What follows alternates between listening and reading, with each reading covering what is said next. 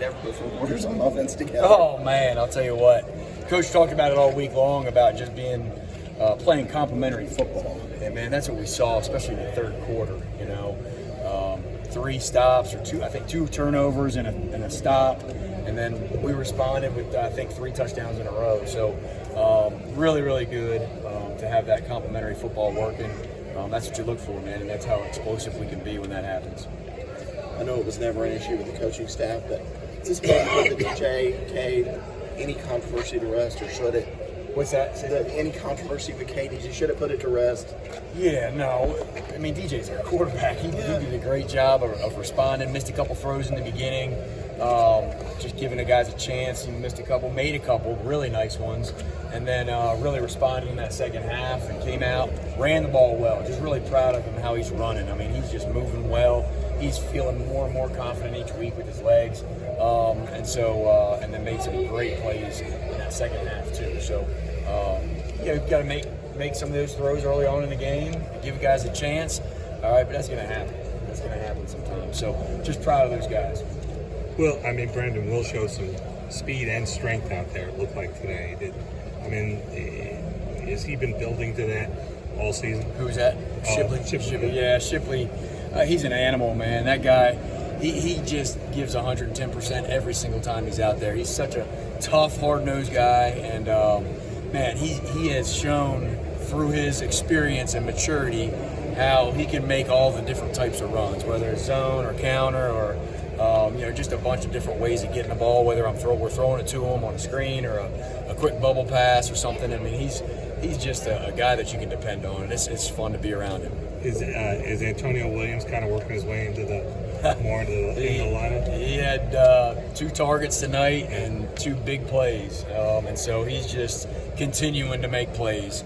I know we talked about him last week too, but just really impressed with how there's really nothing that phases him. He doesn't get nervous about anything, and he's just making plays out there, and that's what you want in the team. I saw Adam get a little gassed out there tonight, but was that good to see? Oh yeah, just having that experience. Not only coming off an injury, but just being a freshman. Being a freshman and having that first experience under the lights here in Clemson, man, it was a great timing for him. As far as how he got back so fast, but also how we got him some good experience tonight, and that's gonna take some time to build up that endurance. Obviously, that endurance factor playing that position. What's your evaluation of the red zone offense? Sort of like a mixed bag tonight. Yeah, really good. I want to say right now we're first in the country in red zone offense, so I'm just fired up about our guys finishing. Obviously we had, I think, 2 of those were field goals, maybe. Yeah, 2 of the first 3. So 2 of the first 3 were field goals. Wish we could have finished. There was a couple plays there. I felt DJ could have given a guy a chance to make a play in the end zone, and didn't get that done. But that's what happens sometimes when you play man coverage. It's just you got to be right on. You got to be right on, and that's the name of the game. So I'm really proud of our guys. That was the top 2 things we really wanted to work on as an offense. All right, there's a lot of things, but the top 2 things is red zone offense and third down. And both of those things have improved these first 3 games. So plenty to clean up, but, man, I'm really, really proud of those guys for that. Did you guys make a point to get the ball to Shipley more in second half, get him some more touches? Yeah, absolutely.